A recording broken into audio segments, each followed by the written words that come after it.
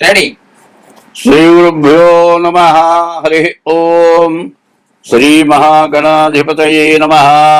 శ్రీ మహాసరస్వత్యై నమః. శ్రీ గురుభ్యో నమః. హరి ఓం. యకర్తా జగతాం వర్తా సంహర్తా మహసాం నిధిః ప్రణమామి తమాదిత్యం బహిరంతస్తమోపగం.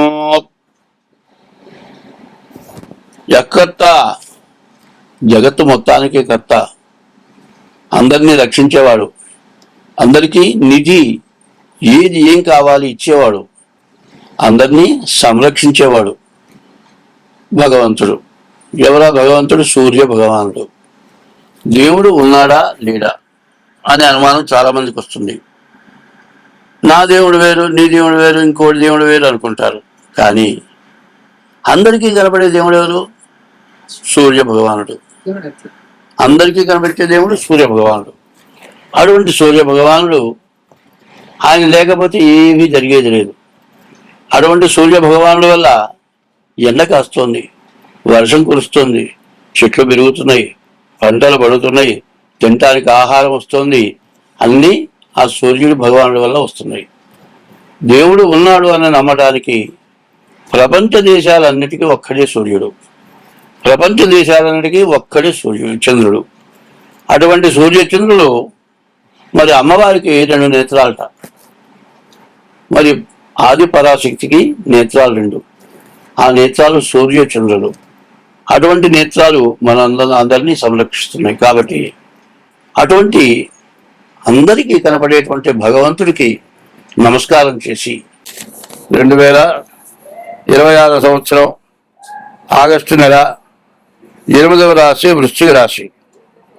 ఈ వృశ్చిక రాశి కూడా పూర్తిగా బాగాలేదు.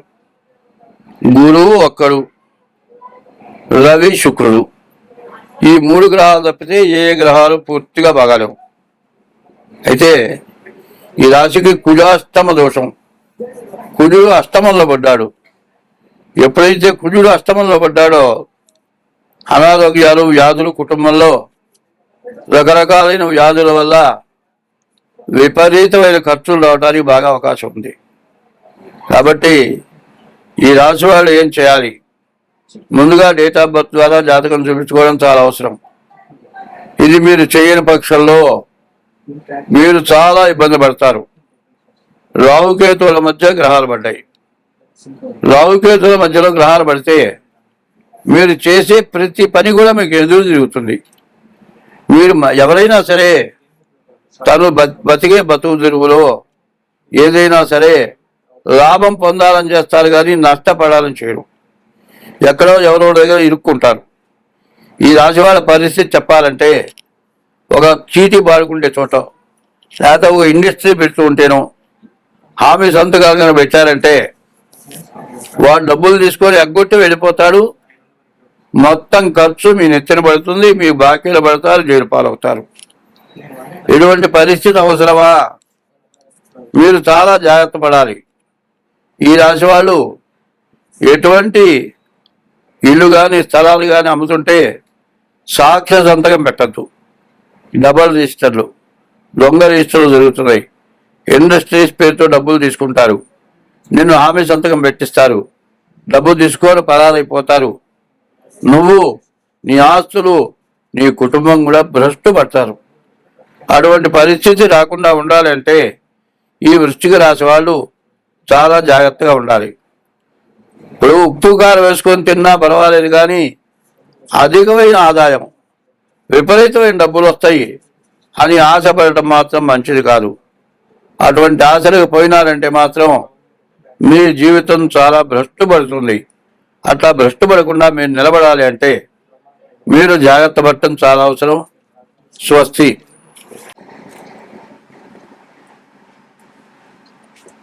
రెడీ. శ్రీ గురుభ్యో నమః. హరి ఓం. శ్రీ మహాగణాధిపతయే నమః. శ్రీ మహాసరస్వత్యై నమః. శ్రీ గురుభ్యో నమః. హరి ఓం. యకర్తా జగతాం వర్తా సంహర్తా మహసాం నిధిః ప్రణమామి తమాదిత్యం బహిరంతస్తమోపగం. యకర్త, జగత్తు మొత్తానికి కర్త, అందరినీ రక్షించేవాడు, అందరికీ నిధి, ఏది ఏం కావాలి ఇచ్చేవాడు, అందరినీ సంరక్షించేవాడు భగవంతుడు. ఎవరా భగవంతుడు? సూర్య భగవానుడు. దేవుడు ఉన్నాడా లేడా అనే అనుమానం చాలా మందికి వస్తుంది. నా దేవుడు వేరు, నీ దేవుడు వేరు, ఇంకోటి దేవుడు వేరు అనుకుంటారు. కానీ అందరికీ కనబడే దేవుడు ఎవరు? సూర్య భగవానుడు. అందరికీ కనబెట్టే దేవుడు సూర్య భగవానుడు. అటువంటి సూర్య భగవానుడు ఆయన లేకపోతే ఏమీ జరిగేది లేదు. అటువంటి సూర్య భగవానుడి వల్ల ఎండ కాస్తుంది, వర్షం కురుస్తుంది, చెట్లు పెరుగుతున్నాయి, పంటలు పడుతున్నాయి, తినటానికి ఆహారం వస్తుంది. అన్నీ ఆ సూర్యుడి భగవానుడి వల్ల వస్తున్నాయి. దేవుడు ఉన్నాడు అని నమ్మడానికి ప్రపంచ దేశాలన్నిటికీ ఒక్కడే సూర్యుడు. ప్రపంచ దేశాలన్నిటికీ ఒక్కడే సూర్యుడు, చంద్రుడు. అటువంటి సూర్యచంద్రుడు మరి అమ్మవారికి 2 నేత్రాలట. మరి ఆది పరాశక్తికి నేత్రాలు 2. ఆ నేత్రాలు సూర్యచంద్రుడు. అటువంటి నేత్రాలు అందరినీ సంరక్షిస్తున్నాయి. కాబట్టి అటువంటి అందరికీ కనపడేటువంటి భగవంతుడికి నమస్కారం చేసి కుంభం, మీనం, మేషం, వృషభ రాశుల వరకు కూడా ఏలినాటి శని రాబోతోంది. కాబట్టి ఇప్పుడు చెప్పినవన్నీ కూడా మీకు వర్తిస్తాయి. కాబట్టి మీరు ఎంత జాగ్రత్త పడితే అంత సుఖపడతారు, అంత సంతోషపడతారు. దీన్ని మీరు బాగా గుర్తుపెట్టుకోవాల్సిన అవసరం ఉంది. అందరం బాగుంటాలని అనుకున్నట్లయితే ముందు నేను చెప్పినవి బాగా గుర్తుపెట్టుకోండి. మన అనాది ధర్మం ఏమిటంటే భర్తకి భార్య దైవం, భార్యకి భర్త దైవం అనే ఉద్దేశం కనుక ఉంటే నీ చూపు ఇంకో దాని మీదకి పోదు. ఇంటికి వెళ్ళిన గృహస్థు, గృహిణి, ఇల్లు అధికారి ఎవరు? లక్ష్మి, భార్య. నువ్వు ఎంతలో ఇల్లు కట్టినా ఆ ఇంటి అధికారి భార్య. ఎప్పుడు కూడా భర్తలో సగం పంచుకునేది భార్య. మరి భార్యతో నువ్వు సక్రమంగా ఉండాలి. కలకంటి గంట కన్నీరు లెక్కిన సిరి ఇంట నిలువ నేరదు సుమతి. భార్యను ఎవరైతే 24 గంటలు వేధించి తిట్టి తన్ని వేధిస్తాడో ఆ ఇంట్లో లక్ష్మి అంటూ నిలవదు. అయితే భార్య కూడా విపరీతమైన కోరికలు ఉండకూడదు.